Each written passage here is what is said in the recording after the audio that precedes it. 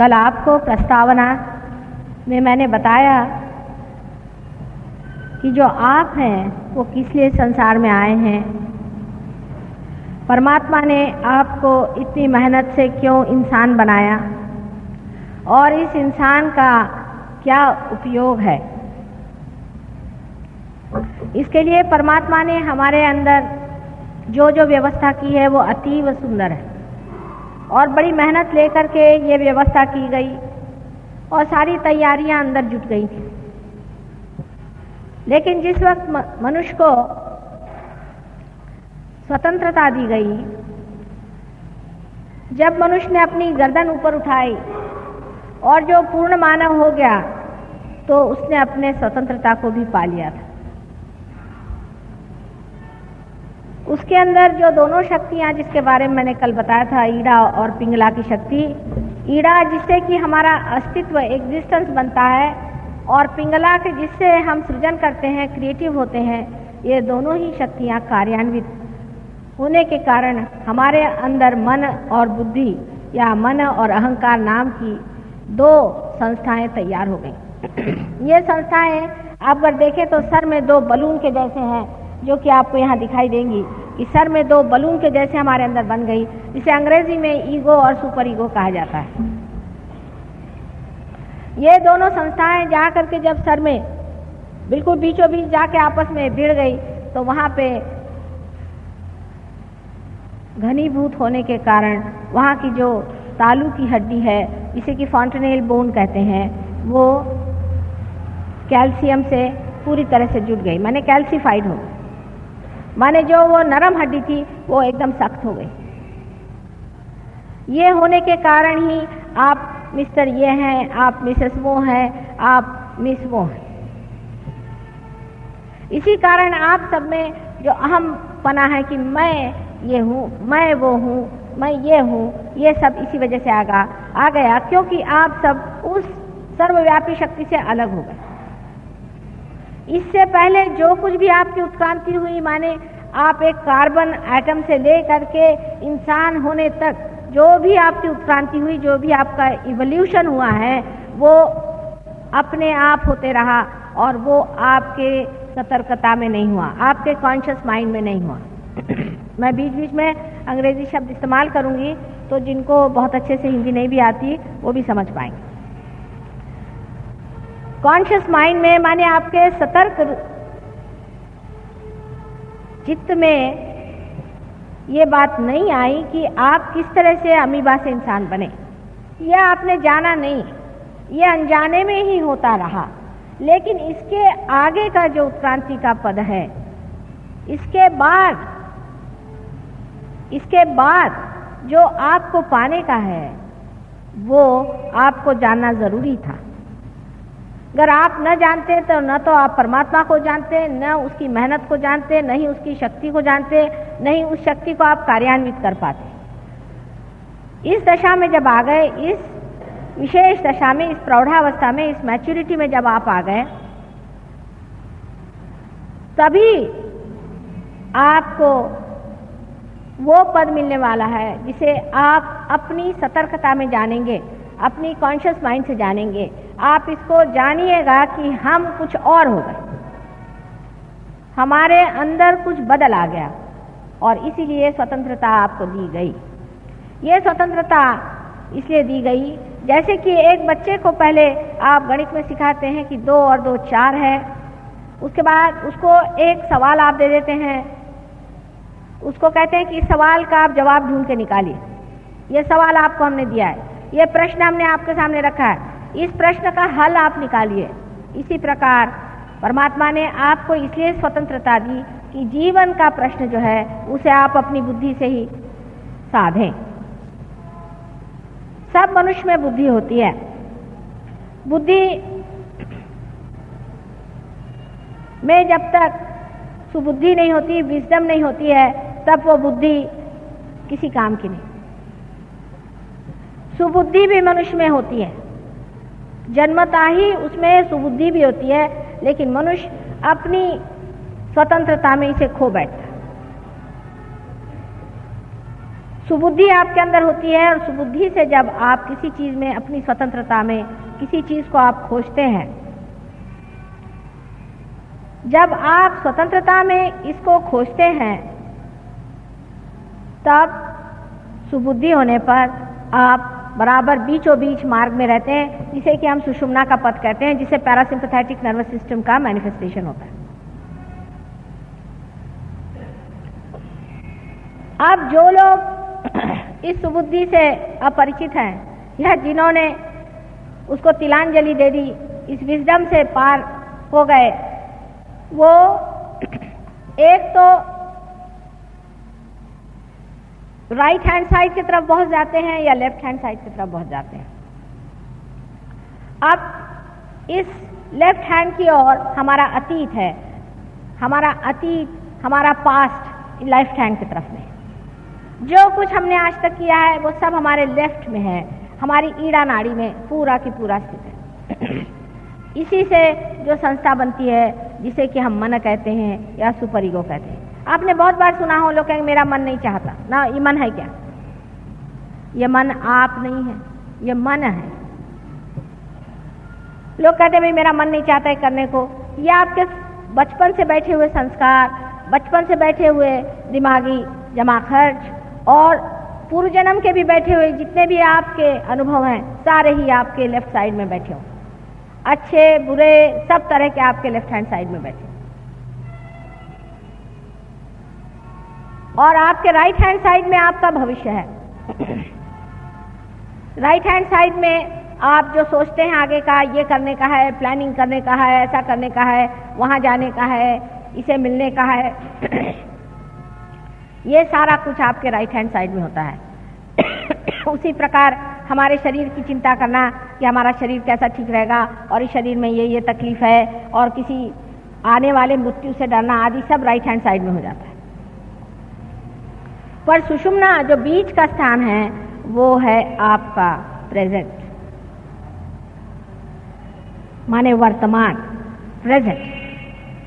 अब मैं आपसे कहूं कि आप इस वक्त रुक जाएं, इसी वक्त यहां पर आप रुक जाएं, तो हो नहीं सकता। रियलाइज सोल्स को होगा, बाकी नहीं रुक सकते, क्योंकि एक विचार उठता है फिर वो खत्म हो जाता है। आप उसका उठना देखते हैं, उसका गिरना नहीं देख सकते। दूसरा विचार उठता है, वो भी गिर जाता है। इन दोनों के बीच में जो जगह है वो विलंब है, वही प्रेजेंट है। जो उठा विचार और गिर गया वो तो अतीत में चला गया, वो तो पास्ट में चला गया, और जो विचार आने वाला है वो सामने के लिए बना हुआ है, वो आपके भविष्य में, फ्यूचर में चला गया। लेकिन जो इसके बीच में थोड़ी सी जगह होती है, जिसे विलंब कहते हैं, वो जगह वहीं प्रेजेंट है, और वो हर इंसान में इतनी छोटी सी होती है कि इंसान ज्यादातर एक विचार के खोपड़ी पे आया नहीं कि दूसरे पे कूदा, तीसरे पे कूदा, चौथे पे कूदा, बस हर समय कूदते ही रहता है। इसलिए वो अंदर उतर नहीं पाता है। और यही चीज जब कुंडलिनी ऊपर चढ़ती है तो ये दोनों ही मन और अहंकार को ऐसे नीचे निचोड़ लेती है कि ये दोनों ही चीजें एकदम से जैसे कोई गुब्बारे में से हवा निकल जाए ऐसे सिकुड़ जाती हैं, और उसके कारण हमारा विलंब स्थापित होता है। इसलिए हम निर्विचार हो सकते हैं। कल जो लोग यहाँ पर पार हुए हैं, जिनके हाथ से ठंडी ठंडी हवा आने लग गई थी, वो निर्विचार हो गए। लेकिन हम लोग इस निर्विचारिता में रुक नहीं पाते, क्योंकि हमारी आदतें पहले से लगी हुई हैं, हमारे तौर तरीके पुराने सालों के चल रहे हैं, उससे हम अपने को छोड़ नहीं पाते। नई दुनिया में आकर के भी हम अपनी पुरानी दुनिया से अब भी पूरी तरह से रिश्ता नहीं तोड़ पाते हैं। हालांकि रिश्ता टूट गया है, लेकिन दिमाग में अभी बैठा है। जैसे कि समझ लीजिए, एक आदमी शहर में रहने वाला है, और वो जब गांव में जाता है तो जैसे शहर में मोटर चलाता है वैसे ही गांव में चलाने लगता है। फिर उसे बताया जाता, बाबा यहाँ का रास्ता खराब है, इस तरह से मोटर मत चलाओ, यहाँ तो सत्यानाश हो जाए, तुमको तो खूब गोल घुमा के चलाना पड़ेगा। तो भी वो भूल जाता है, उसकी आदत पड़ी हुई है दिमाग की। इसीलिए दिमागी जो आदतें हैं वो आप पे काम करती हैं। इसलिए मैंने आपसे कल कहा था कि जब आप पार भी हो गए तो भी आपको चाहिए कि आप सहयोग के लिए जरूर थोड़ा सा टाइम निकालें, जिससे आपकी निर्विचारिता स्थापित हो जाए। पहले तो विलंब का स्थापन करना होता है। अब जब यह आपका विलंब स्थापित होता है, यही वो जगह है जहाँ से परमात्मा का साम्राज्य शुरू होता है। जैसे कि आप सोचिए कि चक्की का मुंह है, चक्की के मुंह में जब तक आप दाना नहीं देंगे वो पिस के नहीं निकलने वाला, ऊपर में आप डालिएगा इधर उधर फैल जाएगा। इसी तरह निर्विचारिता समझ लीजिए परमात्मा के साम्राज्य का मुख है, उसमें आप डाल दीजिए तो सारा ही कार्य हो करके उसका जैसा प्रोसेसिंग हो करके आपको तैयार काम मिलेगा। यानी इतनी प्रचंड शक्ति है परमात्मा की। क्या आपको कोई प्रश्न है? अभी यहाँ पर एक साहब आए हुए हैं, वो मॉरिशस के रहने वाले हैं, बहुत बड़े साइंटिस्ट हैं और उन्होंने डॉक्टरेट की, बहुत सालों से मेहनत करते रहे, उनकी डॉक्टरेट किसी तरह से पास नहीं कर रहे थे और विषय उन्होंने बड़ा सुंदर लिया था कि शराब का क्या असर होता है हमारे ऊपर। उसमें सहयोग की दृष्टि से भी बहुत विचार विनिमय हुआ लेकिन उनका माँ मैं तो हार गया इन लोगों से, ये तो मेरा देखते भी नहीं। मैंने कहा अच्छा तुम्हारा थीसिस तुम लेके आ जाओ। तो लेके आए, मैंने उसे पढ़ा वढ़ा कुछ नहीं, मैंने कहा भाई अभी इसका तो टाइम नहीं है। बस मैंने उसे उठा करके और उस चक्की के मुंह में दे दिया और आपको आश्चर्य होगा दूसरे दिन वो डॉक्टर हो गए। दूसरे ही दिन एक शब्द भी इसमें से झूठा नहीं। उस चक्की के मुंह में डालने का एक प्रयास शुरू हो जाना चाहिए। करते करते वही फिर आदत हो जाती, फिर हम कहते हैं अच्छा भगवान पे छोड़ दो। आप कितना भी कार्य कर लीजिए लेकिन अगर वो परमात्मा पे छोड़ा नहीं है तो उसका फल पता नहीं कहां से जाके क्या निकला है।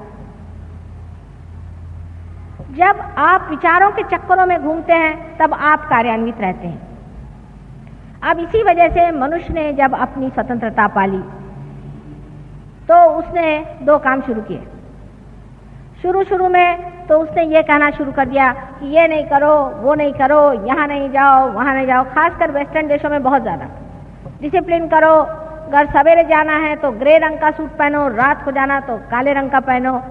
शराब पीना है तो इस बोतल से पियो, फलाने का एक उसका एक अलग से एक ग्लास लाओ, उसके ऐसे कांटे चम्मच रखो, इसके साथ में ये कपड़ा पहनना चाहिए। मार खोपड़ी खा लिया अपनी, उसका कोई अंत है? पागल जैसे लग गए।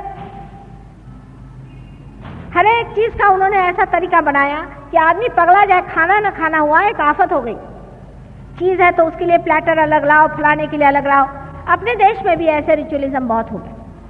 यानी परमात्मा की प्रार्थना करना, परमात्मा को अपने को समर्पित करना, ये छोड़ के उसके दुनिया भर के रिचुअलिज्म हमने निकाले और उसमें इतनी बेवकूफियां हमारे देश में भी हमने की है कि जिसकी कोई हद नहीं।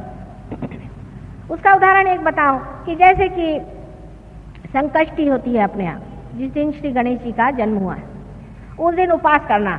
अब ये बताइए आपके घर अगर बच्चा होगा तो उस दिन क्या आप उपवास करेंगे, सुतक रखेंगे? एक सीधा हिसाब बताइए। एक रीजनिंग लगाना चाहिए ना, आदमी को सोचना चाहिए क्या हम इस तरह से करेंगे? हमारे घर अगर बच्चा हुआ तो भाई हम शोर करेंगे, उस दिन ढोल बजाएंगे, लोगों को पेड़े खिलाएंगे, खूब मौज करेंगे, मेजबानी करेंगे। और श्री गणेश जब पैदा हुए तो उस दिन जा करके आप उपवास कर रहे हैं। ये इस तरह की अजीब अजीब चीजें। फिर ये कि मंदिरों में जाना, फिर मंदिर में ब्राह्मण बैठे हुए हैं, बड़े 420 हैं पक्के, मालूम है इनका कोई चरित्र नहीं, कुछ नहीं, जाके उनके सामने उनके पैर छूना। आपके पैर के धूल के बराबर भी नहीं है, पर वहां बैठे हैं मंदिर में तो उनके पैर छूना। फिर वो तीला लगाना और सवेरे 4 बजे उठ करके सबको परेशान करना, चीखना, चिल्लाना, धर्म के नाम पे हर तरह की परेशानी डालना। हर एक धर्म में, कौन सा धर्म ऐसा नहीं जिसमें तमाशे नहीं किए? जैन धर्म लो तो भगवान ने बचा रखे। जैन धर्म में जो जो तमाशे इन्होंने किए हैं भगवान ने बचा रखे। एक बड़े भारी जैनी मुनि मेरे पास आए, मैंने कहा भाई ये क्या कर रहे हो तुम लोग? कि उसके चंवर के हिलाने के पैसे दो और उसके पीछे में वो मूर्ति के पीछे में खड़े होने के पैसे दो, उसके पैसे दो, उसके पैसे दो। ये कोई तरीका है? जैसे वो शादी होती है, बारात में दूल्हा आता है तो उसके घोड़े के पैसे दो, उसके गाड़ी के पैसे दो। ऐसे भगवान के सब चीज के आप पैसे देते बैठे हुए हो। इस तरह की अजीब सजीब चीजें हमारे धर्म के नाम में बन गई। क्रिश्चियन धर्म में तो और भी सत्यानाश, कुछ पूछे ही नहीं। पहले आपको मालूम होगा कि पोप साहब ने वो निकाले थे परवाने, ये लो वो लो और परवाने करो। अभी भी वही चला, हर एक चीज में पैसा। जहां जाइए वहां पैसा लेना और इस तरह की चीजें करना। फिर आप जानते हैं नन्स बनाना, फिर उनके बाल कटवाना, फिर उनको हर तरह से उनके शरीर को तकलीफ देना। ये किसने बताया? अपने यहाँ भी बहुत है, कोई वो हो गए सन्यासी नहीं हो गए, कोई सन्यासी हो गए तो एक पैर से खड़े हुए हैं, कोई सर के बल खड़े हुए हैं। ये कोई परमात्मा को खुश करने का तरीका है? आप ही बताइए। अगर आपका बेटा आपके सामने ऐसा करे तो आप तो मर जाइएगा परेशानी से कि क्या पगला गए कि हुआ था इनको, ये ऐसा क्यों कर रहे हैं? किसने बताया आपको कि आप अपने को इतनी तकलीफ दीजिए, इतने परेशानी में डालिए, रात दिन यहाँ मुसलमानों में पकड़ के कोड़े मारो, चिल्लाओ, चिको, ये किसने बताया? इस तरह के तमाशे रिलीजन के नाम में न जाने कितने अंट शंट बातें हो गई जिसकी कोई हद नहीं। तो उसका रिएक्शन हो गया, जब बेवकूफी हद तक पहुंच गई तो उसका रिएक्शन हो गया। साइकोलॉजिस्ट आए, वो अपने बड़े अक्लमंद समझते हैं, हमारे मराठी में कहते हैं उल्टावर से शहाणे। उन्होंने समझाना शुरू कर दिया कि साहब ये तो ठीक नहीं है, आप कंडीशनिंग कर रहे हो, अपना सब व्यक्तित्व ही खत्म करे दे रहे हो, ये नहीं करो, वो नहीं करो, तुम्हारा लिबरेशन कैसा होगा? तुम सब इनहिबिटेड हो, तुम्हारे अंदर ये हालत खराब है, वो हालत खराब। चलो साहब, अब ये सवारी कर चुके, अब दूसरी सवारी शुरू हुई, अब दूसरी सवारी पे लग गए। एक तरफ से तो इन्होंने ऐसा विकृत मन तैयार कर लिया, धर्म के नाम पे, डिसिप्लिन के नाम पे दुनिया भर की चीजें कर करके, और लोगों में इतनी विकृति आ गई, बिल्कुल जिसको कहते हैं अनैसर्गिक, कृत्रिम, बिल्कुल आर्टिफिशियल चीजें आ गई। और दूसरी साइड में इन्होंने जो शुरू कर दिया कि साहब कुछ नहीं, किसी परवाह नहीं, भगवान नाम की चीज नहीं है, कोई नहीं, हमको कोई मतलब नहीं। 12 साल का बच्चा हो गया तो माँ बाप से कोई मतलब नहीं, माँ बाप भी छोटा बच्चा पैदा हो गया उसको दूसरे कमरे में डाल देंगे। औरतें फ्री हो गई, आदमी फ्री हो गए। भाई फ्री क्या हो रहे हो, किससे हो रहे हो? आप एक शरीर के अंग प्रत्यंग हैं, आप फ्री कैसे होंगे? जैसे मेरी उंगली इसमें से छटक के कह दे कि मैं फ्री हो गई, तो इसका क्या अर्थ निकलता है? ऐसे उंगली का जो मरी हुई उंगली है। फ्री तो आप तब होंगे जब उसको जानिएगा जिसके अंदर आप बसे हुए, उस शक्ति को जानिएगा जिससे आप प्लावित। तो हुआ क्या कि पहले तो आपने अपने को धर्म के नाम पे सर्वनाश कर लिया, और अब दूसरे तरफ शुरू हुआ धर्म के नाम पे सर्वनाश करो। अंधा धर्म इतना मूर्खता से पाला गया, उसके बाद इस तरह की महामूर्खता दूसरी तरफ शुरू हुई कि भगवान है नहीं। इससे जो असल में थे लोग, उनका ही नाम बदनाम हो गया। माने लोग कहते हैं ईसा मसीह भी नहीं थे, और ईसा मसीह थे तो वो ठीक आदमी नहीं थे। माने क्या कोई हद होती है? आप उनके पांव के धूल के बराबर नहीं है, आप उनको कैसे जज कर सकते? लेकिन कौन बात करे, क्योंकि ये तो अहंकार के घोड़े पे चढ़ बैठे। आपने देखा होगा कि जब आदमी में अहंकार चल जाता है तो उसकी खोपड़ी खराब हो जाती है। एक कहानी है कि कुछ देहाती लोग एक मिनिस्टर साहब से मिलने गए, तो उनके पीए साहब मारे अपनी शान बगा रहे थे। तो बेचारे देहाती को समझ में आया, उन्होंने कहा कि साहब आप क्यों इतने बिगड़ रहे हैं? कहना आपको पता नहीं मैं पिए हूँ। कहना हमको पहले पता देते आप कि आप पिए हुए हैं तो हम आपके सामने नहीं आते। तो जिसके ईगो चढ़ जाता है वो पिए हुए आदमी जैसा था, उसको समझ में नहीं आता है। उसके पास अगर सत्ता हो गई तो उसको तो ऐसा लगता है कि वो घोड़े से भी जल्दी चल रहा है। घोड़ा तो पीछे रहेगा, ये ऊपर ही दौड़ते रहता है बिगाड़ घोड़े के। अजीब पागलपन के नमूने आप लोगों ने देखे होंगे, मुझे बताने की जरूरत नहीं। कोई आदमी फोन पे बात करते तो फौरन पता हो जाता कि कहाँ की चिड़िया है ये। बात के ढंग में, बातचीत में, हर एक चीज में उसके अंदर अहंकार ऐसा जोर मारता है कि उसको पता ही नहीं चलता। आप लोगों के अहंकार में अभी तक उतनी वो नहीं आई है चुस्ती जितनी हमने वेस्ट के लोगों में देखी। उनका तो अहंकार ऐसा उन पे जमा बैठा हुआ है कि वहां का एक साधारण मजदूर भी इस तरह से बात करता है कि लगता है ये कौन से पागल खाने से चला है भाई। वहां तो नम्रता नाम की चीज किसी को मालूम नहीं। सुबह से शाम गाली गलौज के सिवा बात ही नहीं करते। कम से कम अपने देश में सभ्यता है, कम से कम बोलने में लोग सभ्यता से बात करते हैं। नसीब है मैं मराठी में हिंदी में बोल रही हूँ, ये लोग सुनेंगे नहीं। हालांकि वो खुद ही कहते हैं, मुझसे कहते हैं माँ हमारे अंदर कलोसल ईगो आ गया है, हम कहीं नेपोलियन तो नहीं थे पहले जन्म में। इसलिए समझ लेना चाहिए कि एक तरफ तो हम बहते बहते चले गए, एक साइड में अंधश्रद्धा में, और दूसरी तरफ हम बहते बहते चले गए अहंकार। दोनों भी चीजें असलियत से दूर है। हर एक चीज का जो इसेंस होता है, जो तत्व होता है, बीचों बीच होता है। हमारी भी पीठ की रीढ़ की हड्डी बीचों बीच बीचों बीच रहना, मध्यगा, उसी में शक्ति होती है। क्या हमारा हाथ भी टूट जाए तो फर्क नहीं पड़ेगा, लेकिन हमारी रीढ़ की हड्डी टूट जाए तो हम जी भी नहीं सकते। इसीलिए जो इंसान एक्सट्रीम्स पे चलते हैं, अब पैसे के लिए भागना शुरू हुआ तो पैसों के लिए भाग रहे। अरे भाई, उसकी भी कोई हद होती है या क्या? आखिर तुम्हें क्या खरीदना है? क्या हेलीकॉप्टर खरीदना है? पैसे के पीछे भागेंगे तो इस हद तक कि देश भी बेच दो, कोई हद नहीं। पैसा है ना, पैसे की इज्जत होती, और कोई पैसे की इज्जत नहीं होती। सब लोग जानते हैं कि एक कोई भी ऐसा आदमी हो जो इस तरह का है, वो सिर्फ मुंह देखी इज्जत करता है इंसान। जैसे ही उसकी पीठ फिरती है, कहते देखा है ये ब्लैक मार्केटियर जा रहा है, ये महा चोर है, परसों जेल से छूटा है। जो आदमी पैसे की इज्जत करता है वो वहीं तक सीमित है। आपके अंदर उन्हीं चीज की तो वो इज्जत नहीं करा, आपकी तो बाहरी चीज की इज्जत हो रही है। आपका अंदर क्या है? आप में अपनी अगर प्रतिष्ठा है, आप में अपना अगर सेल्फ रिस्पेक्ट है, तो आप क्यों अपने को पैसे के पीछे में बेच रहे हैं? आप मनुष्य हैं, मानव हैं, बहुत ऊंची चीज है। पैसा तो ठोकर पे चलता है, धूल है पैसा, पैसे से मिलने क्या वाला। और ये पैसा इसीलिए आपसे झेलता भी नहीं। आपके पास 100 रुपया आ जाए तो ठीक है कहना, पर कहीं 200 आ गए तो गए आप गुत्ते पर। गुत्ते पर नहीं गए तो और कुछ धंधे शुरू कर दिया आपने।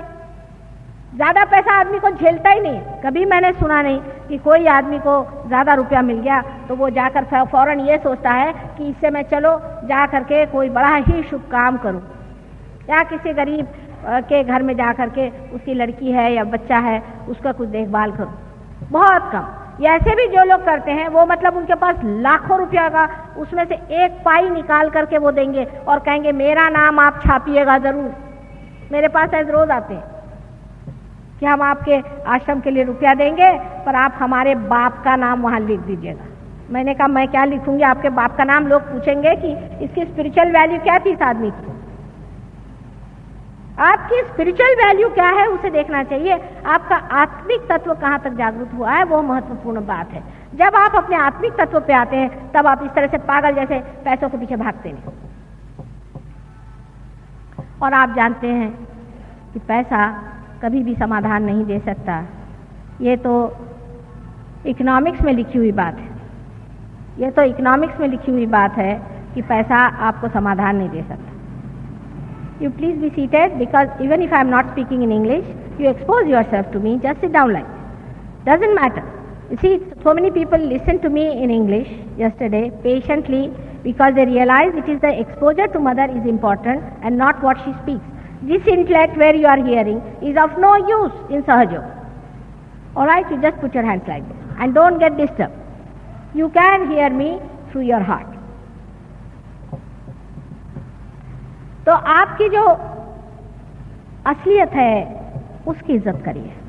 जो आपके अंदर बसी हुई परमात्मा की देन है उसकी आप इज्जत करिए, और तब आप किसी एक्सट्रीम पे नहीं जाते।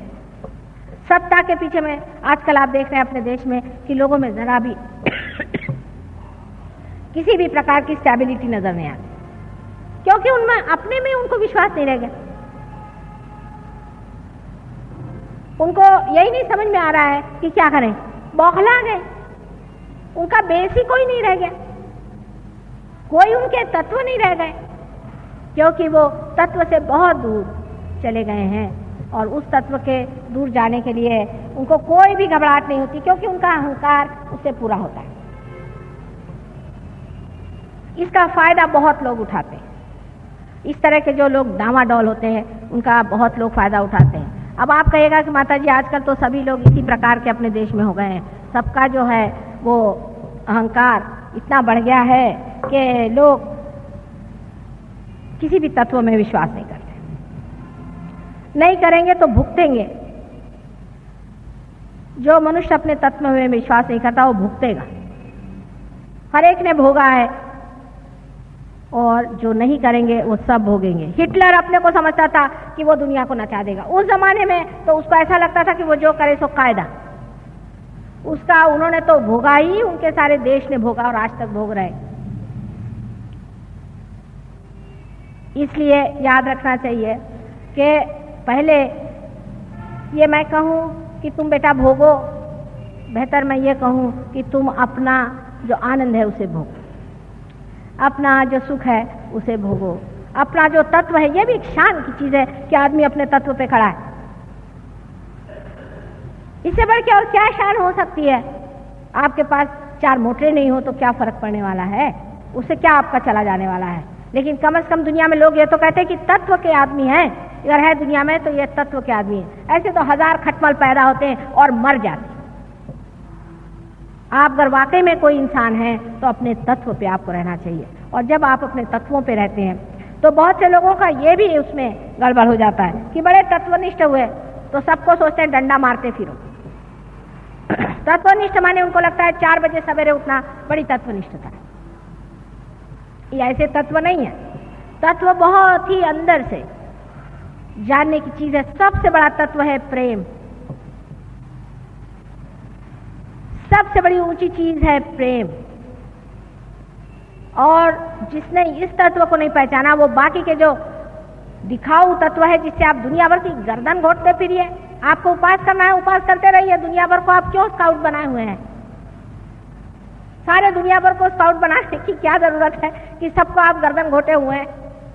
अपने यहाँ ऐसे भी बहुत सारे लोग निकल आए हैं कि सबका जीवन मुश्किल कर दे।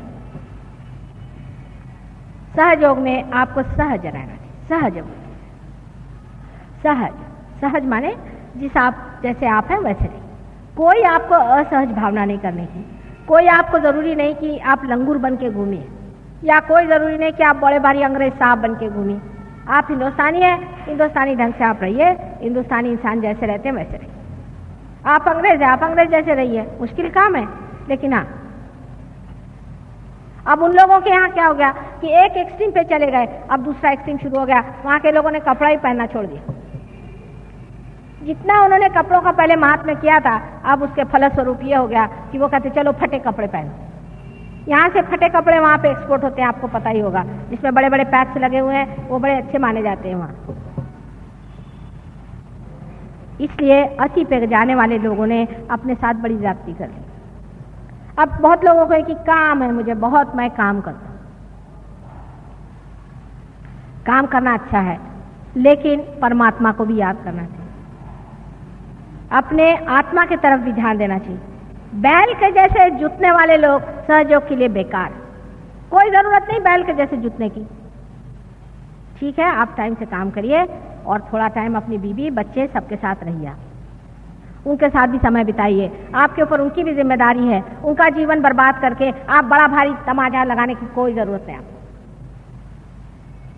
अपने घर के लोग, अपने अड़ोस पड़ोस के लोग, सबसे आप प्रेम से रहिए। आपको प्रेम के लिए टाइम नहीं है और काम करने के लिए आपके पास टाइम है, और इस काम का फायदा क्या है? क्या फायदा है आपको?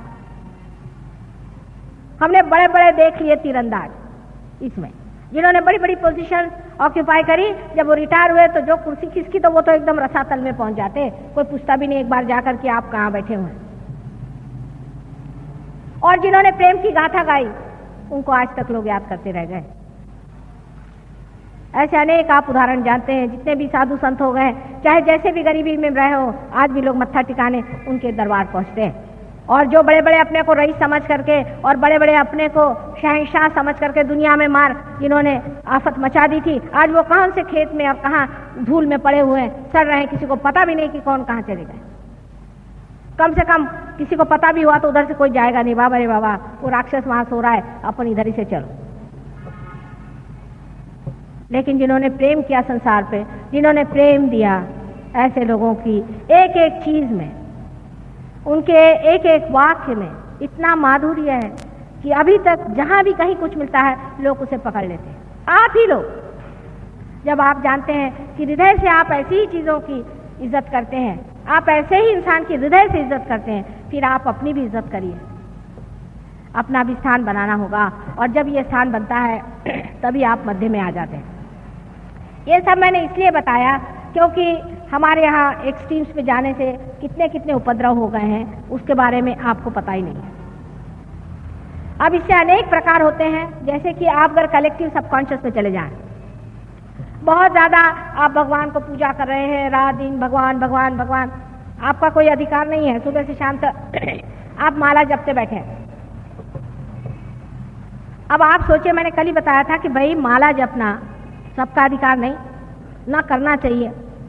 भगवान को याद करने के लिए हृदय में उनको स्थित करके और उनको बहुत ही आग्रह से बुलाना पड़ता है, तब उनसे कुछ संबंध बनता है। और आप लोग इस प्रकार जो उनका नाम जपते रहेंगे तो उससे क्या होगा? उससे सिर्फ एक बात होने वाली है, और वो बात ये हो जाती है कि भगवान तो कोई नहीं आते हैं, पर कोई राम नाम का समझ लो भूत हो, वही आपके खोपड़ी में आ जाएगा। बहुत से लोगों ने मुझे बताया, माता जी मैं बैठा था, भगवान की पूजा कर रहा था, मेरे गले से, मेरे हाथ से हार उठा और भगवान के गले में पड़ गया। मैंने कहा भगवान को और कोई काम नहीं? फिर आगे बढ़ते बढ़ते ऐसे गुरुजी लोग निकल गए। कल उनके पास मैं गया था, उन्होंने बता दिया कि मेरे पिताजी ने मेरा धन कहाँ गड़ा के रखा है। मैंने कहा ये भगवान तुम्हारे इसके सब लिख के रखते हैं कि तुम्हारे बाप ने कहाँ धन तुम्हारे लिए गड़ा के रखा है कि 4 जनों की और गर्दनें काटो?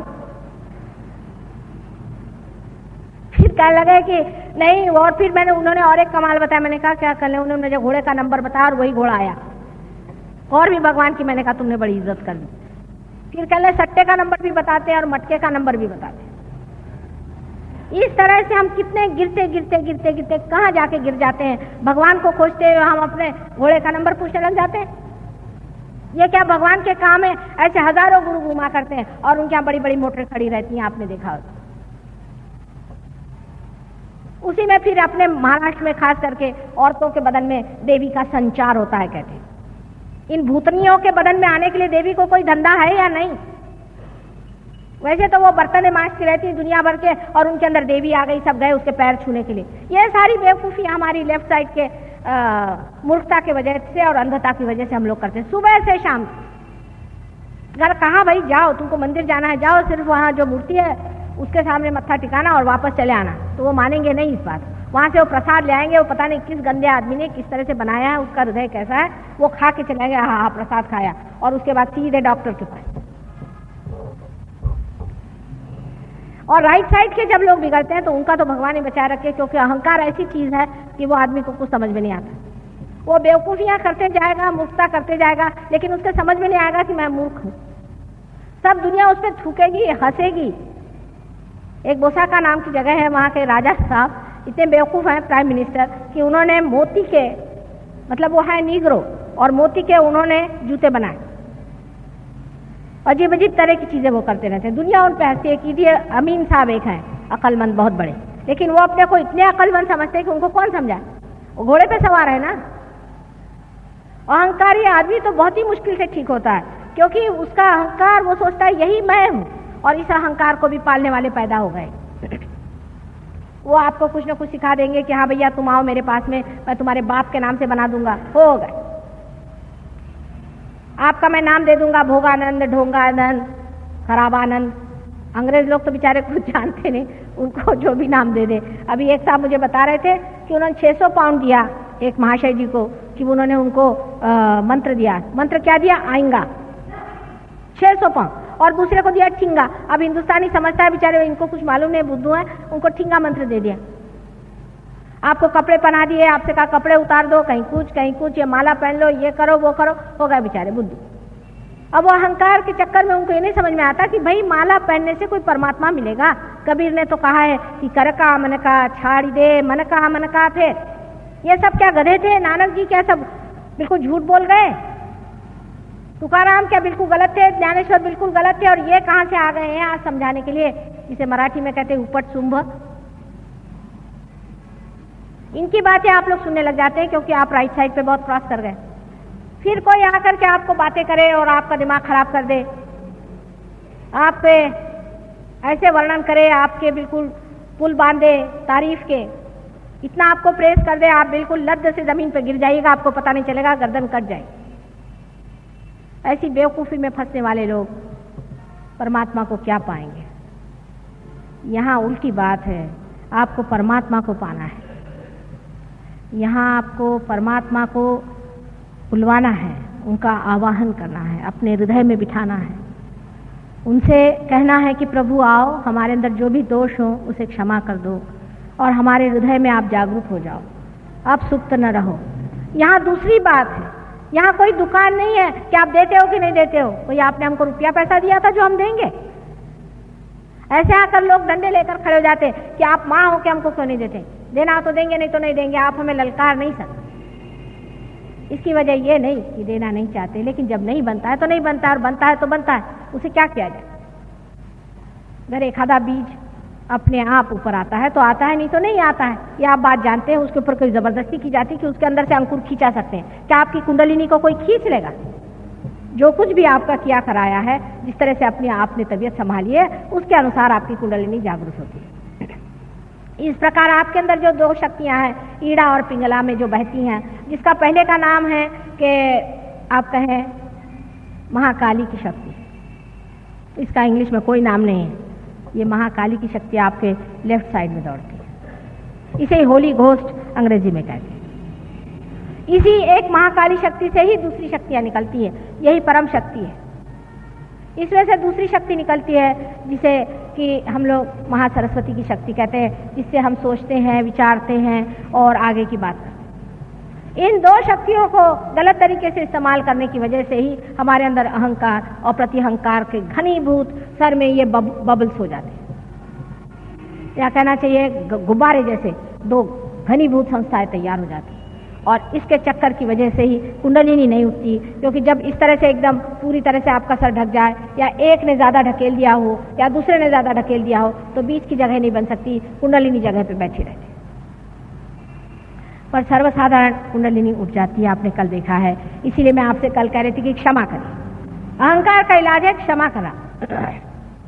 अगर आपको गुस्सा आए, जैसे ही गुस्सा आए आप एक शब्द कहें कि क्षमा।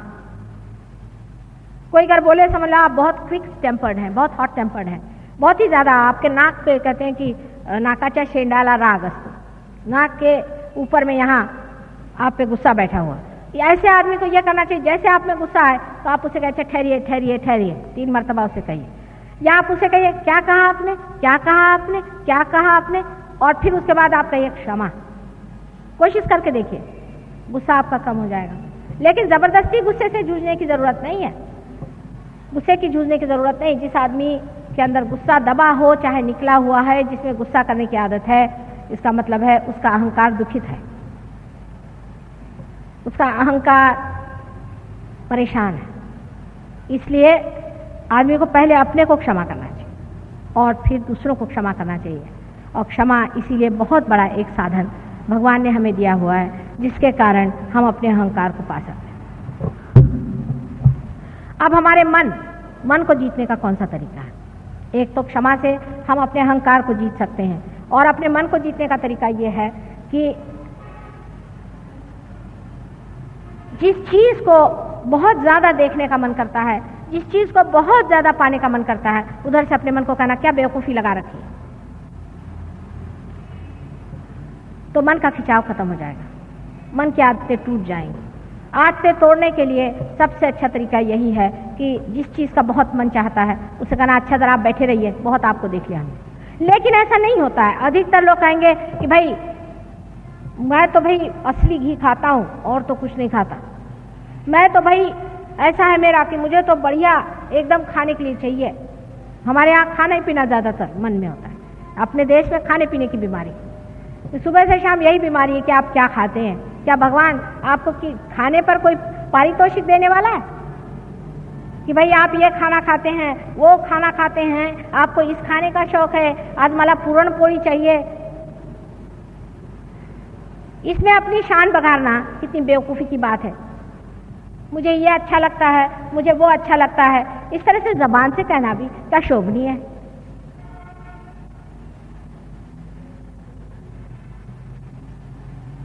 और वो भी ऐसी चीजें आप कहिएगा कि जिससे आप सोचते हैं कि मैं बड़े रईस हो गया, बड़ी रईसियत मुझ में आ गई, इस तरह से आप कहते हैं। और देखकर मुझे आश्चर्य होता है कि ये भी कोई बात कहने की है बेटे, ये भी कोई बात अपने मुंह से कहने की है कि मुझे इसका शौक है, मुझे कपड़ों का शौक है, मुझे फलाने का शौक है, मुझे ढिकाने का शौक है। परमात्मा की नजर में ये सब चीजें क्या होंगी आप ही बताइए। आप परमात्मा की जगह खड़े होकर सुनिए कि अगर कोई आदमी आपसे बताए कि मुझे इसका शौक है, उसका शौक है, फलाना है, हमारी अम्मा बहुत अच्छा खाना खिलाती हैं, वो ढिकानी है, वो कुछ नहीं बनाती, हमारी अम्मा बहुत अच्छी है,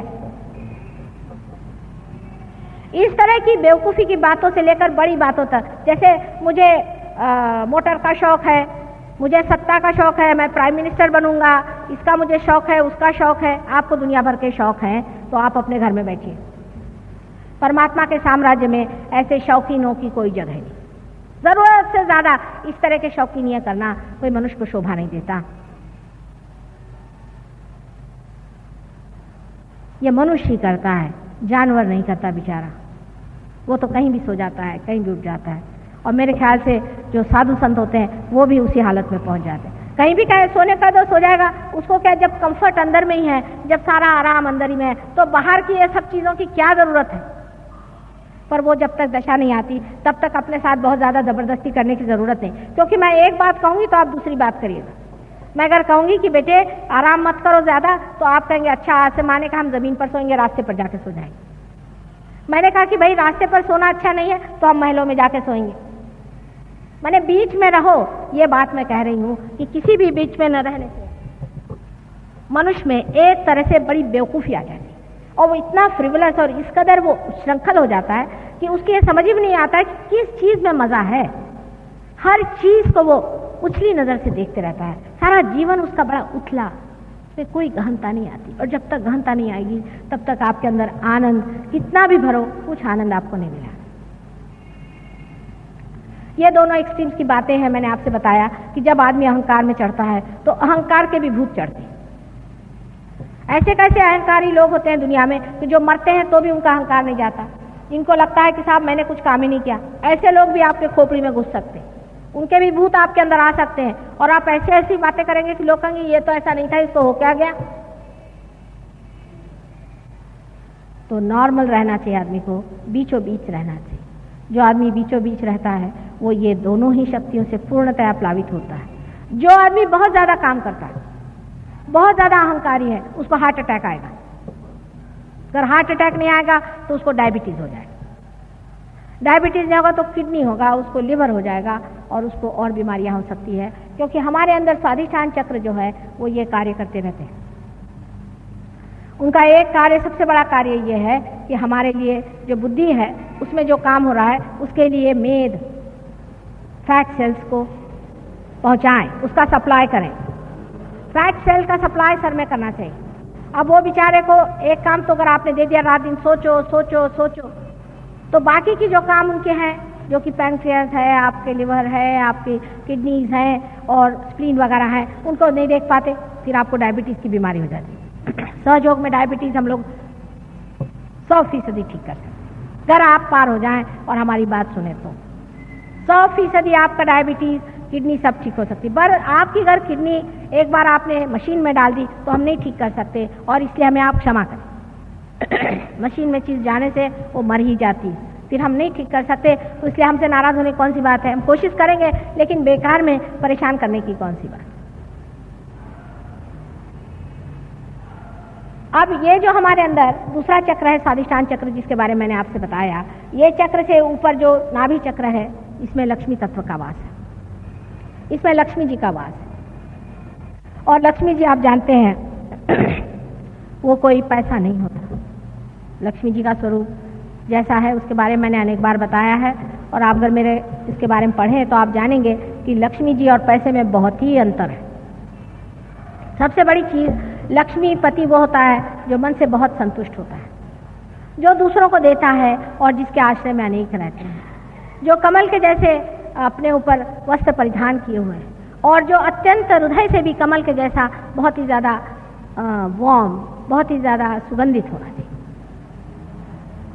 अब ये लक्ष्मी तत्व जब हमारे अंदर जागृत हो जाता है, जब कुंडलिनी लक्ष्मी तत्व को छोड़ती है, तब हमारे जो कुछ भी सांपत्तिक प्रश्न है वो ऐसे छूट जाते हैं। अब सांपत्तिक प्रश्न का मतलब नहीं है कि आप अगर होना चाहें, समझ लीजिए आप बिरला टाटा होना चाहें, तो वो तो कभी ना होना। उनको जाके पूछे उनका क्या हाल है। लेकिन आपकी जो सांपत्तिक स्थिति है वो अच्छी हो जाती है। उसका मुख्यतः कारण ये है कि लक्ष्मी तत्व जागृत होते ही आपकी सारी गंदी आदतें छूट जाती। शराब छूट जाएगी आपके अपने आप, आपका तंबाकू छूट जाएगा, आपका जितनी भी पान है आदि जो भी ऐसी ऐसी चीजें जिसके लिए पैसा बेकार जाता है सब छूट जाएगा, क्योंकि आप मजे में बैठे हो। दूसरा है क्योंकि लक्ष्मी तत्व की वजह से आप बराबर समझ पाएंगे कि कौन सी चीज़ में असलियत है और कौन सी चीज़ में नकलियत है। एक साहब थे, उनकी बड़ी बुरी हालत थी संपत्ति, वो मेरे पास आए तो उन्होंने मुझसे पूछा कि मैं क्या काम करूं। मैंने कहा कोई सा भी काम करो, अब तो तुम जागरूक हो गए। मैंने कहा तुम लकड़ी का काम करो। कल है मैंने तो कभी लकड़ी देखी भी नहीं। मैंने कहा तुम शुरू तो करो। धीरे धीरे उनको वाइब्रेशन से पता चलने लग गया कि इस काम में कैसी प्रगति करनी चाहिए, कैसे चलना चाहिए, और उन्होंने बहुत उसमें रुपया कमाया। मैंने बहुत माने काफ़ी, जितना कि एक आदमी को समाधानी आदमी को मिलना चाहिए। इस तरह से सबका ही लक्ष्मी तत्व ठीक हो जाता है। हमारे लंदन में ऐसे बहुत से लोग हैं जिनको के लक्ष्मी तत्व से अनेक फायदे हो गए। जिनके पास मकानात नहीं थे उनको अचानक मकानात मिल गए, जिनके पास में खाने को नहीं था उनके पास कुछ न कुछ नौकरी मिल गई, कुछ न कुछ व्यवस्था हो गई, अनेक तरह से मदद हो गई, और इस तरह से लोगों का लक्ष्मी तत्व फायदे में आ गए। अब जब लक्ष्मी तत्व आपका जागृत हो जाता है कुंडलिनी जागृति के बाद, तो जब आप किसी भी चीज़ पर अपने हाथ रखते हैं, समझ लीजिए अगर एक पेड़ है और वो मर रहा है, उस पर अगर आपने हाथ रख दिया तो उसके अंदर भी लक्ष्मी तत्व जागृत हो जाएगा, उस पेड़ को कीमत आ जाएगी। माने उस पेड़ में ऐसे फल लगेंगे जो बड़े कीमती होंगे। इतना ही नहीं, आप सोचिए एक चीज़ है, ये स्टोन है मेरे पास, एक हमारे ऑस्ट्रेलियन शिष्य आए तो मुझे कहने लगे कि माँ ये ऑस्ट्रेलियन ओपल है आपको देते, एकदम सफ़ेद रंग का था, भूरे भूरे रंग का। मैंने कहा बेटे मैं तो कुछ लेती नहीं, कहने माँ हमारी तरफ से ऑस्ट्रेलिया तरफ से एक ले लो। तो मैंने फिर सोना दे के इसको इसमें गठवा लिया। जब से पहनने लग गई तो इसके रंग ही बदल गए, 2500 रंग इसमें दिखाई देते। वो खुद ही हैरान हो गया कि इतने रंग इसमें कहाँ से आ गए, इसमें तो सिर्फ सफ़ेद सा रंग दिखाई दे रहा। अगर ऐसा आदमी मोती पहने तो मोती की कीमत बदल जाए, जिस घर में रहता है उसकी कीमत बदल जाए, क्योंकि सारा वातावरण ही बदलते जाता है। लक्ष्मी तत्व जब आ जाता है, समझ लीजिए एक मकान है वो 25 रुपए में बिकता है, अगर कोई उसमें साधु संत रहेगा तो वही मकान 2500 में बिकने लग जाएगा। आपको आश्चर्य होगा, उसमें एक आकर्षण, एक खिंचाव, एक विशेषता आ जाती, क्योंकि जो तत्व है वो इतना परिणामकारी है, उसके बारे में हम जानते ही नहीं। उसका एक बड़ा कॉन्क्रीट उदाहरण आपको मैं दूं। शास्त्री जी की जब डेथ हुई तो उनकी जो डेड चीज़ें थी सब वो, जिसको हम लोग कहते हैं अर्थियाँ, ले करके लोग बड़े बड़े कलश में चले। वो कलश वो ट्रेन में रखे हुए थे, जो भी आता था रास्ते भर, मैंने सारा रास्ता वहाँ से बनारस तक, सोचे कोई एक जगह नहीं थी जहाँ आदमी नहीं खड़े थे। रात में भी लालटेन लेकर के सब लोग लाइन से खड़े हुए, यहाँ से वहाँ तक मीलों तक लोग खड़े हुए, बस उनको कलश ही तो दिखाई दे रहा था, शास्त्री जी तो नहीं दिखाई दे रहे। उसको नमस्कार। उसके बाद जब वो कलश वहाँ गए बनारस में और गंगा जी में वो अर्थियाँ जब समर्पित हो गई, उसके बाद किसी ने पूछा भी नहीं वो कलश कहाँ पड़े हुए हैं, वो फिर गए एक तरफ में, कोई देखने वाला भी नहीं। तब किसी ने पूछा भाई वो कलश कहाँ है, वो चांदी के कलश थे, कहीं खो हो जाए, तो उनको कोई जानता नहीं कहाँ पड़े हुए हैं कलश, वो गिरे हुए थे एक तरफ में। फिर उन्होंने उठा के लाया कि चले देखो ये कलश यहाँ पड़े हुए। जब उसके अंदर का तत्व खत्म हो गया तो उसमें क्या अर्थ है क्या? इसलिए अपने तत्व पे रहिए, और ये तत्व हमारे अंदर जो है, ये तत्व जो जागरूक रखता है, पहले तो आपके अंदर आपके नाभि पर ये चक्र है, और इस नाभि चक्र पे आपका माँ का वरदान है, आप अपने माँ से कनेक्टेड है। और जिस इंसान की माँ बहुत धार्मिक और अच्छी औरत होती है, जिसमें कोई भी अतिशयता नहीं होती है, ये बड़ा भारी वरदान उस आदमी के लिए। ऐसे आदमी का नाभि चक्र ज्यादातर संतुलित रहता है। जिस माँ ने अपने बच्चे को प्यार दिया, दुलार दिया और उसको हमेशा तृषित रखा या तकलीफ दी, तो फिर बहुत परेशानी हो जाती। पर अगर उस बच्चे को खूब सारा प्यार दिया और उसको हमेशा संतुष्ट रखा है, तो ऐसा लक्ष्मी चक्र बहुत जल्दी जागरूक हो जाता है। और कभी कभी कोई माँ है बहुत ही ज़्यादा धार्मिक है, बहुत ज़्यादा जिद्दी है और दुनिया भर की चीज़ें खुराफात करती रहती, अपने बच्चों को नहीं देखती, उनका लक्ष्मी तत्व खराब हो सकता है। वो चाहे पैसे वाला हो लेकिन उसमें लक्ष्मी तत्व नहीं होगा, माने वो ऐसा आदमी समाधान ही नहीं होता। अब साइकोलॉजिस्ट भी इसको मानते हैं कि जिस बच्चे का बचपन अच्छे से नहीं बीतता है, वो आदमी ज़रा सा कुछ अबनॉर्मल होता है। उसके आगे का जो चक्र है, उसके आसपास में जो आप वॉइड देख रहे हैं, ये बहुत ज़रूरी चीज़ है। ये हमारे पेट में सारा जो वॉइड है, जिसको कि यहाँ पर दिखाया गया है इस तरह से, इसके अंदर दत्तात्रेय जी का स्थान है, गुरु का स्थान है। हमारे पेट के अंदर गुरु का स्थान है। जैसे नाभि चक्र से हम खोजते हैं, पैसा खोजते हैं, या चाहे पहले तो हम खोजते हैं पेट भरने के लिए, फिर अपनी तृप्ति खोजते हैं, फिर उसके बाद में उससे नहीं भरा तो फिर उसके बाद में हम सत्ता खोजते हैं, पैसा खोजते हैं, ये खोजते हैं, वो खोजते हैं, और फिर उसके बाद में जो गुरु तत्व होता है उसको खोजते हैं। हम खोजते हैं कि हमें कोई ऐसा आदमी मिले जो हमें इस भवसागर से पार करा दे। इसके खोज में हम लग जाते हैं। ये दत्तात्रेय जी का स्थान है। आदिनाथ, जब आपने तो सुना ही है आदिनाथ का नाम, मच्छिंद्रनाथ का नाम। आदिनाथ जी ने जैनी लोग भी मानते हैं। उन आदिनाथ से लेकर सब दत्तात्रेय के अवतरण हैं, और ये अवतरण मुख्यतः 10 अवतरण हम मानते हैं मुख्यतः, पर ऐसे तो अनेक हुए हैं। ये 10 अवतरण में मोहम्मद साहब भी हैं। दत्तात्रेय ही हैं साक्षात मोहम्मद साहब। यानी हम लोग ऐसे हैं कि हम साईनाथ को मानते हैं, हाँ वो भी बिल्कुल दत्तात्रेय ही थे, शिरडी के साईनाथ दत्तात्रेय थे। लेकिन अगर कोई हमसे कहे कि मोहम्मद साहब भी दत्तात्रेय थे तो नहीं मानेंगे। आखिर साईनाथ भी तो मुसलमान थे, फिर आप उनको क्यों मानते? उनको हम मानेंगे पर मोहम्मद साहब को हम नहीं मानेंगे। मोहम्मद साहब भी वही थे, नानक भी वही थे, जनक भी वही थे। ये सारे हमारे वॉइड के अंदर होते। और जब किसी आदमी को इसमें दुविधा लगती है, जब सर्वधर्म में वो एकता नहीं देखता है, तब उसे पेट की बीमारियां हो जाती हैं। इसलिए आपको सबको समझ लेना चाहिए कि दत्तात्रेय का तत्व क्या है। कल देखिए कितने तो भी दत्तात्रेय के शिष्य यहाँ आए थे, और इतने सारे दत्तात्रेय के शिष्यों को भी सबको पेट की बीमारी थी। वजह क्या थी? वजह यह थी कि दत्तात्रेय कोई हिंदू नहीं थे, नहीं वो मुसलमान थे, वो धर्मातीत। उनका कोई धर्म ही नहीं है, धर्म से परे धर्म उन्होंने बनाया। जो खुद उसको बनाते हैं वो कैसे हो सकते? जब तक ये भावना हमारे अंदर पूरी तरह जागृत होती। साईनाथ ने खुद कहा है कि किसी भी धर्म की निंदा करना ये महापाप है, लेकिन कितने लोग साईनाथ के शिष्य इस बात को मानते हैं। और ये ही हमारे अंदर गुरु तत्व है जिसे हमें जानना चाहिए। और आपको मैंने बताया जैसे मोसेस थे, अब्राहम थे, ये सभी एक ही गुरु तत्व से पैदा हुए, और ये गुरु तत्व हमारे अंदर भी बसा हुआ है। इस गुरु तत्व को जागरूक कर लेने से हम ही अपने गुरु हो जाते हैं। ये कुंडलिनी के जागरण से हमारे अंदर जागरूक हो जाता है। उसके बाद का जो चक्र है, जो कि ऊपर में आप देख रहे हैं, इसे ये हृदय चक्र है। मैं जल्दी बताऊंगी क्योंकि टाइम कम है, क्योंकि कल दूसरा सब्जेक्ट लेना को। ये हृदय चक्र है। हृदय चक्र में जो बीचों बीच जगह है, ये जगदम्बा का स्थान है। जो जगत की जननी है उसका स्थान है, दुर्गा जी का स्थान है। जब आदमी में इनसिक्योरिटी आ जाती है, जब वो असुरक्षित महसूस करता है, तब उसका ये चक्र पकड़ता है।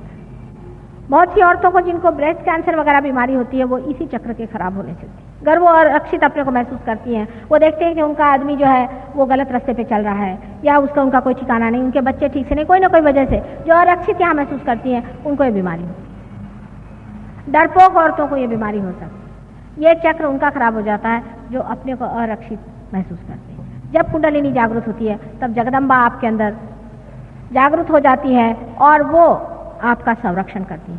उनके संरक्षण के अनेक तरीके हैं।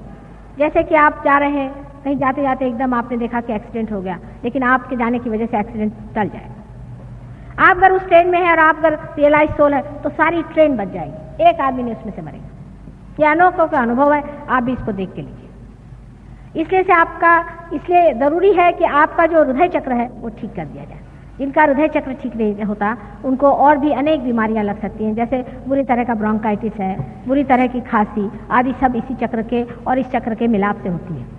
अब राइट साइड में जो अपना चक्र है यहाँ पर दिखाया हुआ, वो चक्र, उसमें श्री राम का स्थान है। जब ये चक्र हमारा खराब हो जाता है, श्री राम का चक्र, श्री राम मर्यादा पुरुषोत्तम, जैसे हम अपनी मर्यादाएं तोड़ लें,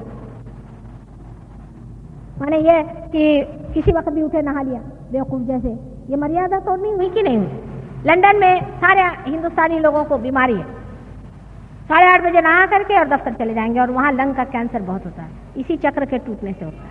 ये श्री राम का चक्र है, इसके टूटने से आपको जो ये श्वास की बीमारी है वगैरह वगैरह बीमारियां होती हैं। इसकी बहुत सारी मर्यादाएं हैं, ठंड गर्म की मर्यादाएं संभालनी पड़ती हैं, राजकारण की मर्यादाएं संभालनी पड़ती हैं, सब श्री राम के चक्र से। आश्चर्य तो यह है कि जो लोग श्री राम का नाम लेते हैं, उनका हमेशा ये चक्र खराब रहता है, क्योंकि श्री राम ही उनसे नाराज है। रात दिन जाके आप उनकी खोपड़ी चाटते हैं तो नाराज तो होना ही हुआ ना।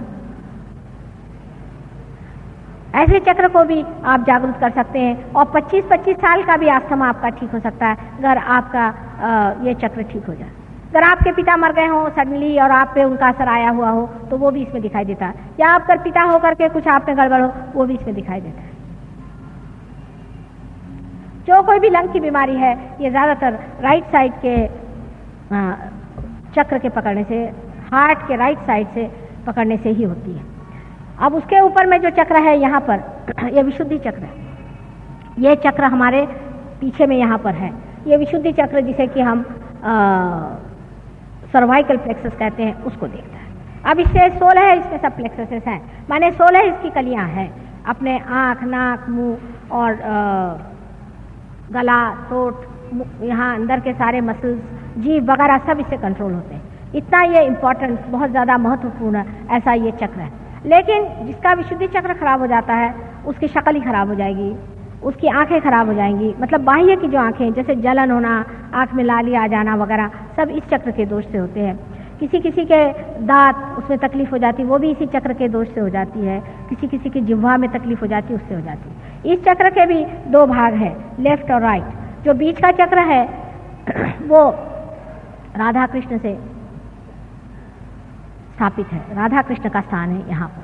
और जो लेफ्ट का है ये उनकी बहन विष्णु माया जो थी उसके नाम से है। अब जो आदमी अपने मन में ऐसे विचार करता है कि मैं, मुझसे बुरा कोई नहीं है, मैंने ये पाप किए, मैंने वो पाप किए, उसका ये चक्र पकड़ता है। जिस आदमी का लेफ्ट चक्र पकड़ता है विशुद्धि का, उसको एक बड़ा उसमें दोष आ जाता है कि वो ऐसे तो बहुत अपने को दूषित समझता है, लेकिन जब बोलता है तो बिजली गरजती है। एक आधी शब्द बोलेगा लेकिन बड़ा ही सरकास्टिक, एकदम काट खाएगा।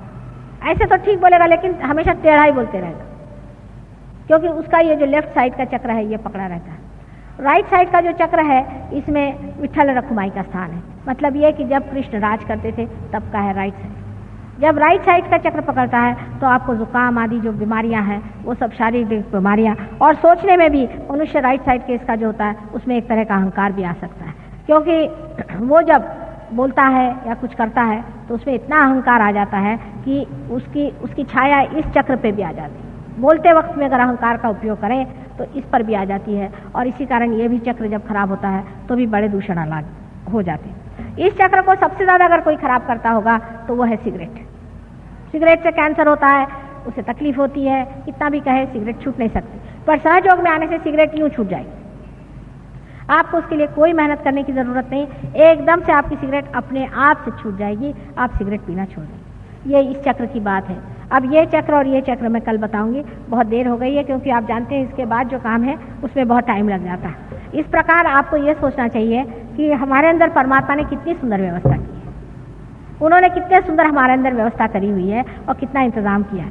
जो उत्क्रांति में हमने दशावतार बनाए हुए थे वो सारे दशावतार इसी प्रकार से हैं कि नाभि चक्र में लक्ष्मी नारायण है, और लक्ष्मी नारायण से ही आगे बढ़ करके यहाँ तक आने पर आपके जो है 8वें अवतार तक है, और उसके बाद में 8वां अवतार जो श्री राम का है वो आपका यहाँ पे माने यहाँ राइट हार्ट पे आता है, और 7वां अवतार 7वां श्री राम का यहाँ आता है, और 8वां श्री कृष्ण का यहाँ आता है। इस प्रकार उत्क्रांति में आपके जो जो अवतरण हुए उसी प्रकार है। 9वां अवतार यहाँ था और 10वां अवतार यहाँ था। इस प्रकार 10 अवतार है और वो हमारे अंदर स्थित है। 9वां अवतार मैंने आपसे पहले बताया ख्रिस्त है, जो कि हम जीसस क्राइस्ट के नाम से जानते हैं, उनके बारे में कल बताऊंगी, और सहस्त्रार के बारे में बताऊंगी। इस प्रकार हमारे जो चक्र हैं उनमें आप देख सकते हैं कि कैसे परमात्मा ने कार्बन से लेकर के हमें इंसान बनाने में मदद की। अनेक बार संसार में अवतरण आए और उन्होंने किस तरह से हमारी मदद की, और अब आगे के लिए भी वो हमारी कैसे मदद करने वाले हैं। अब हम लोग रियलाइजेशन के लिए थोड़ी कोशिश करेंगे, और मुझे आशा है कि आज भी बहुत से लोग पार हो जाएंगे, कल भी बहुत लोग हो गए थे।